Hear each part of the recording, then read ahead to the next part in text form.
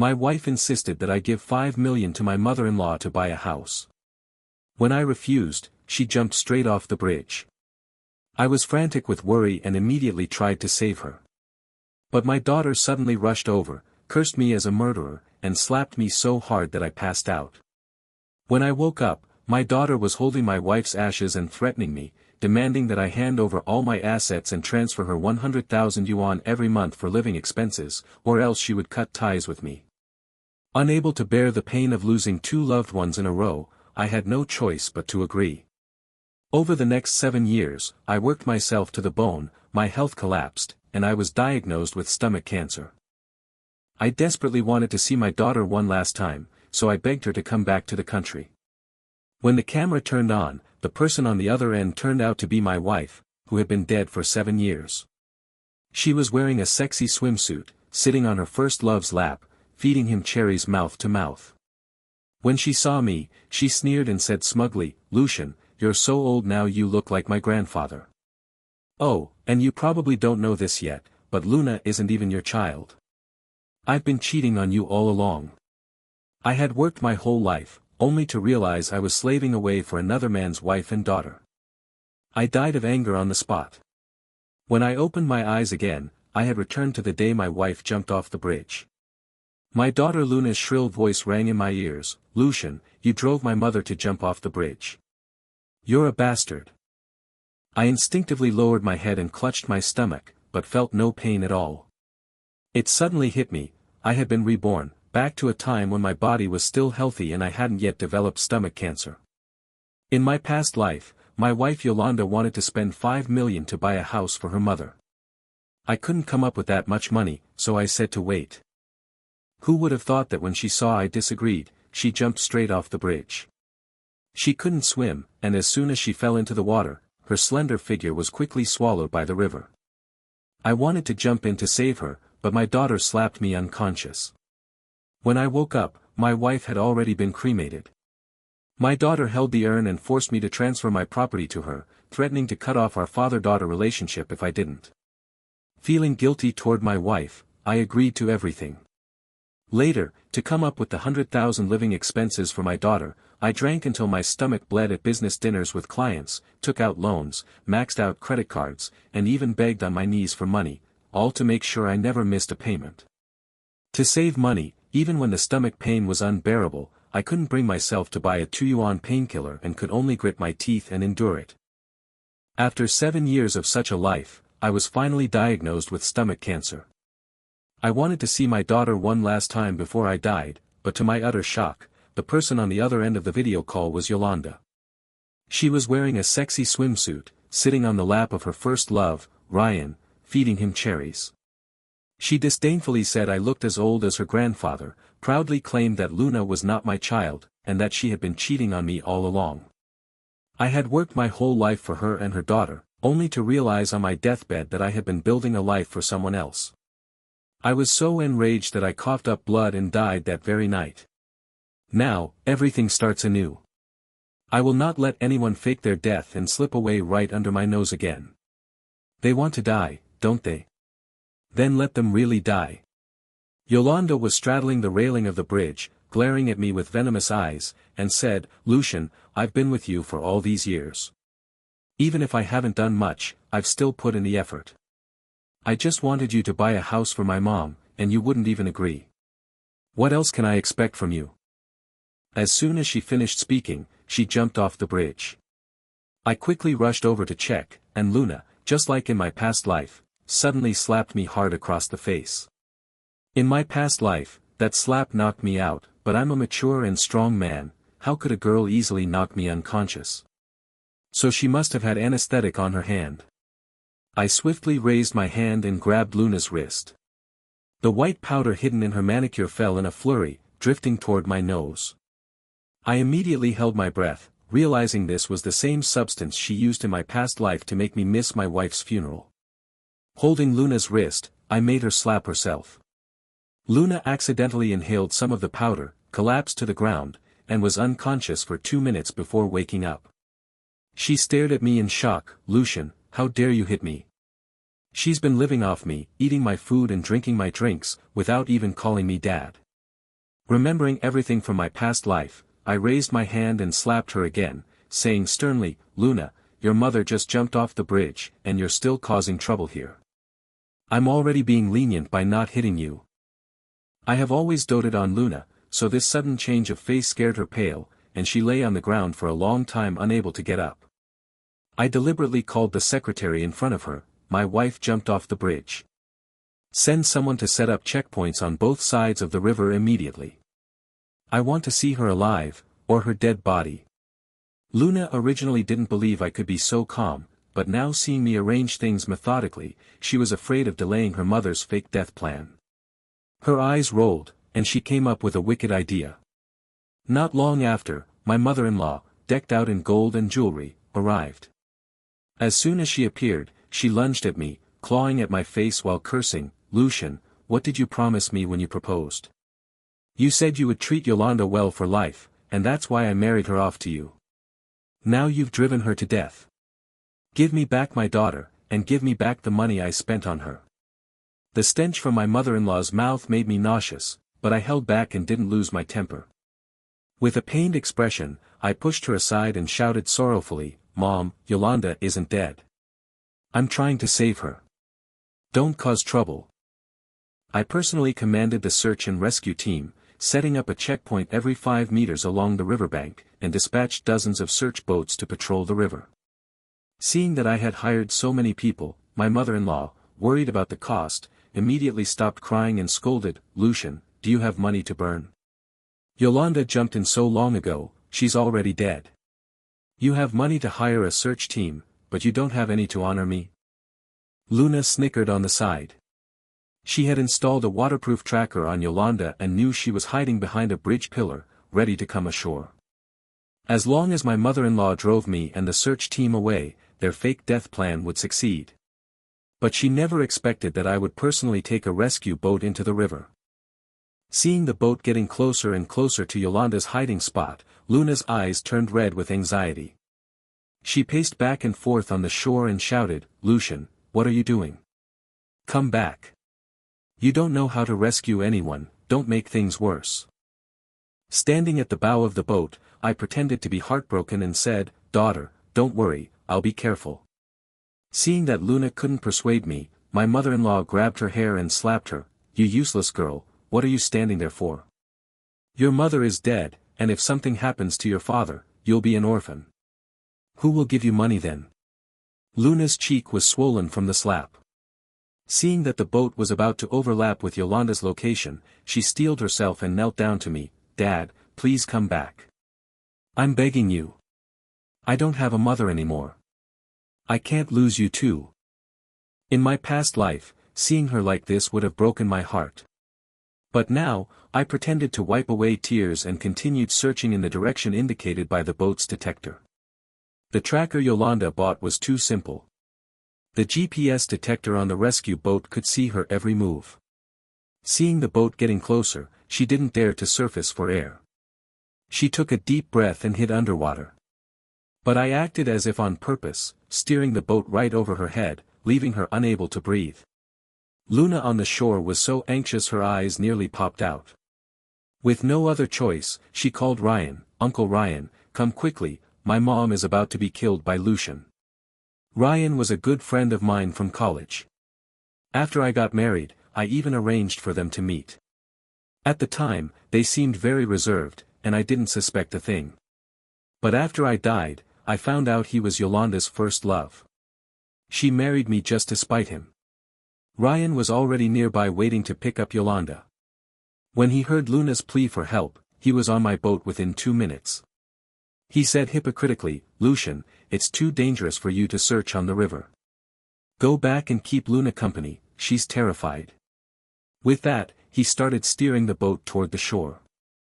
I stared at him for a long moment, then suddenly clenched my fist and punched him hard in the face. Ryan, the one who fell into the water is my wife, not yours. Stop pretending to be kind and get the hell out of here. Ryan was caught off guard, and I knocked him off balance, sending him stumbling to the ground with a bruised eye socket. He looked at me suspiciously and said, Lucian, do you know something? I pretended to be grief-stricken and said, Ryan, something happened to my wife. I'm not in the mood to listen to your nonsense.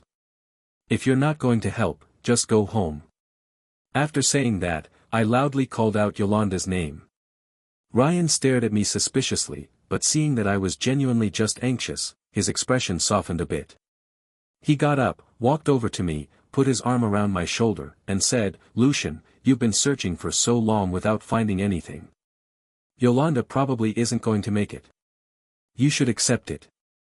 I circled above Yolanda for 10 minutes, she was on the verge of death. I pretended to weep bitterly as Ryan led me back to the shore. The rescue team members, seeing that I hadn't found her, all felt sympathy for me. Only Ryan and Luna exchanged a glance and breathed a sigh of relief. It was completely dark.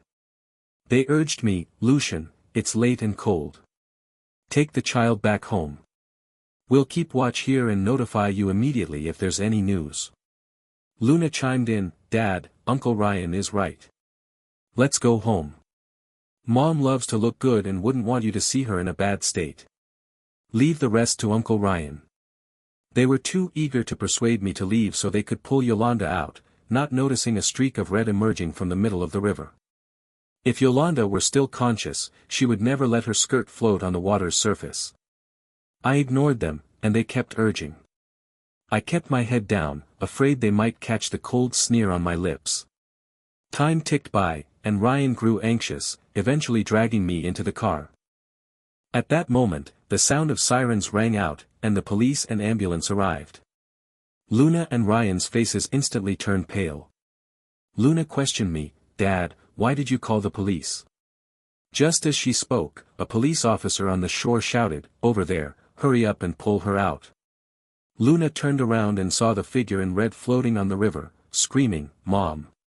When Yolanda was pulled out, her face was deathly pale, her lips were purple, and her limbs hung limply, devoid of life. Luna and Ryan were terrified, throwing themselves onto the stretcher and calling her name. I watched coldly, barely holding back a laugh. In my past life, after I died, my soul had been following Yolanda. I watched her use my money to go to beauty salons and be intimate with Ryan, without any restraint. Ryan also asked her who was better between him and me, and Yolanda said I wasn't as good as him. She even said that every time she was with me, she took birth control pills and wouldn't have a child for me. They enjoyed themselves with my money and even had a son. How could I not hate them?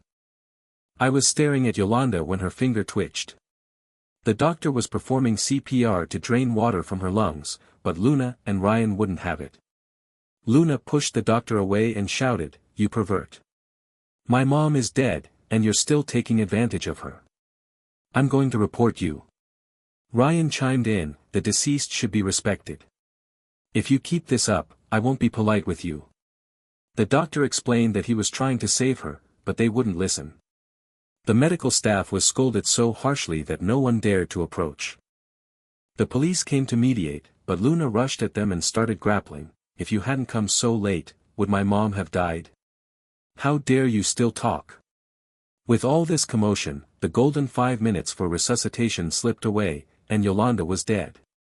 I pushed Luna and Ryan aside and begged the doctor, "I'm sorry, they don't understand, they didn't mean to offend. Please, save my wife."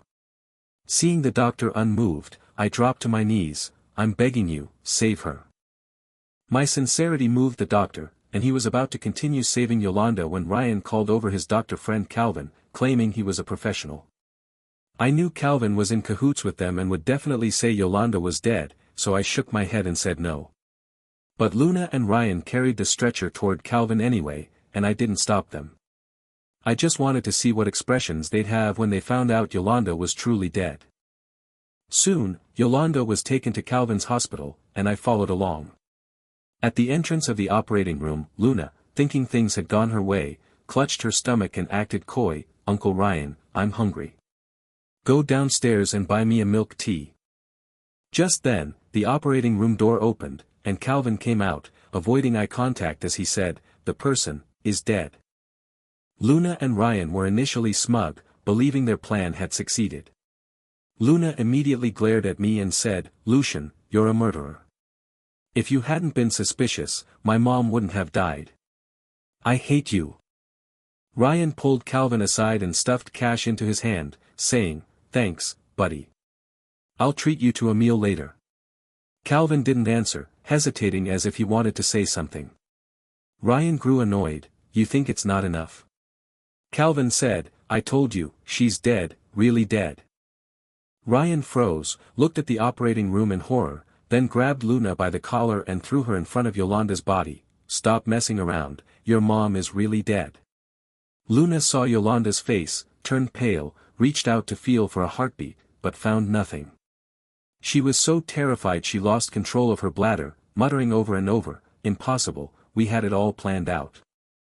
I rushed over and grabbed her by the throat. "What plan did you have? You killed your own mother, she was so good to you, why did you do this?" Luna was choked until her face turned red, struggling to breathe, before I let go and punched her again. She spat out 2 teeth and lay on the ground, gasping for air. Ryan tried to help her, but I kicked him over, picked up a vase, and smashed it between his legs. "It's all your fault, my wife could have survived." Ryan writhed on the ground in agony. The police didn't stop me, because everyone saw that they had delayed Yolanda's treatment. That night, Luna and Ryan were hospitalized with serious injuries. When my mother-in-law heard that Yolanda was really dead, she came to me and complained, "Lucian, I told you Yolanda was dead. You hired a search team, called doctors and police, spent so much money, what's the use? Give the money to me. Yolanda was my only daughter. Now that she's dead, who will support me in my old age?" I looked at her in pain and choked out, "Mom, Yolanda didn't have to die. If Ryan hadn't interfered, she would have come home long ago. If you want money, ask Ryan. I'm keeping the money to fight for Yolanda in court and make the murderer pay." When my mother-in-law heard this, she rushed into Ryan's ward, picked up a basin of cold water, and poured it over him. The water hit Ryan's wound, causing him such pain that he nearly passed out. She wailed by the hospital bed, "Murderer, give me back my daughter." Watching Ryan suffer brought me great satisfaction. At that moment, I saw Yolanda's soul floating in midair, just like me in my past life. She was dead, but her soul refused to leave. She tried to rush to Ryan's side, but each time, some force pulled her back to me. I went home leisurely, took a shower, and opened a can of ice-cold beer. In my past life, I had toiled for them, mother and daughter, my whole life without enjoying anything. In this life, I won't be that foolish anymore. The next day, the moment I opened my eyes, I saw Yolanda's eyes red with anger. She asked, "Lucian, aren't you sad that I'm dead? How can you still sleep?" I ignored her and posted on my social media, "First day since my wife passed away, I miss her. Don't be afraid, my love, I will make those who hurt you pay the price." As soon as this post was shared, Ryan's boss privately messaged me asking what was going on. I explained the situation, and he said he would fire Ryan. Ryan got into the company because of his good relationship with me, and now that he's offended me, naturally he can't stay. Soon, Ryan was fired. When he found out in the hospital, he fainted from shock. He lost his job, and his mother-in-law was still asking him for money. Exhausted and overwhelmed, he came to my place looking for me. "Lucian, I was trying to help you that day. Yolanda's death was just her fate, don't blame me. If doing good deeds leads to retaliation, wouldn't the world be full of bad people?" He even patted me on the shoulder and said, "Lucian, you're well off, finding another one won't be hard. Don't let a woman ruin our brotherhood." Yolanda's soul floated in the air, never expecting Ryan to say such a thing. She widened her eyes and murmured, "Short-lived. Find another woman." She couldn't believe Ryan was so heartless. She had died for their future, yet he didn't even feel sorry for her. At this moment, Luna stepped forward. "Lucian, reinstate Uncle Ryan to his position, or I won't have you as my dad anymore. My mom died because of your paranoia, not because of Uncle Ryan. Don't be unreasonable." As soon as Luna finished speaking, the employee from the second-hand luxury store arrived. I led him to Luna's bedroom, pointed at the wardrobe and jewelry box, and said, "Recycle everything, including what she's wearing." Luna was terrified and blocked the door to keep him out. I slapped her across the face and shoved her aside. "Luna, I've spoiled you too much. You don't even know CPR. Your mother is dead, and I'm going to fix your bad habits. Luna's face was swollen like a pig's head, and Ryan was still begging me to let him off. I had the security guards throw him out, but Luna blocked them, angrily saying, "Lucian, do you think you're so great? What gives you the right to bully people?" I ignored her, and Luna, losing her composure, blurted out, "Lucian, you've been awful to me, and I've had enough. Let me tell you, you're not my father, Uncle Ryan is my real dad. Mom cheated on you a long time ago." When she said that, everyone around turned to look at me. I pretended to be devastated, saying, "Impossible, how could Yolanda betray me? You're lying. Get out of here." Luna, holding Ryan's arm, said smugly, "Fine, I'll leave. I never liked having you as my dad anyway." Then she walked away. Luna was too naive, thinking that Ryan, as her biological father, would treat her better. But reality was cruel. Because of me, Ryan was blacklisted by the industry, and his mother-in-law had extorted a large sum of money from him. He could barely support himself, and the sight of Luna only annoyed him. Luna spent her days eating, drinking, and having fun. Ryan told her to go out and work, but she refused. They had a huge fight, and Ryan grabbed a kitchen knife and slashed at her. "How dare you act spoiled? If it weren't for your idea, would your mother be dead? Would I be unemployed? If you want a good life, go back to Lucian. Here, you have to work." Luna's arm was cut, and she came running to me in sheer terror. But this time, she was met with police handcuffs. I contacted a lawyer to sue her and Ryan for attempted murder. The police found half a bag of white powder in her bedroom, a banned substance, enough to send her to prison. After Luna was imprisoned, she wanted to see me.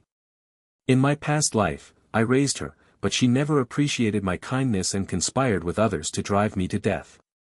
In this life, I am the winner, and she can only weep on the other side of the glass. Through the glass, I looked at Luna, who looked terrible, and felt a great sense of satisfaction. Yolanda's soul floated in the air, furious, and she scolded me, "Lucian, how can you bear to treat her like this? You watched her grow up." I rolled my eyes at her and asked Luna coldly, "What do you want from me?" Luna, abandoning her usual arrogance, humbly apologized, "Dad, I know I was wrong. I've learned my lesson. Please save me. Once I'm out, I'll do anything for you." As she spoke, she knelt before me and kowtowed, bruising and bleeding her forehead. Yolanda's soul trembled with heartache, but I felt exhilarated. Good and evil will eventually be recompensed. Luna's retribution had arrived. When Luna had kowtowed 100 times, I told her to stop. She froze, terrified, knowing her fate. I threw her own words back at her, "I'm not your father, Ryan is. Your mother cuckolded me long ago. Why should I raise a bastard? You should beg your mother. If she hadn't been unfaithful, you wouldn't be living this life."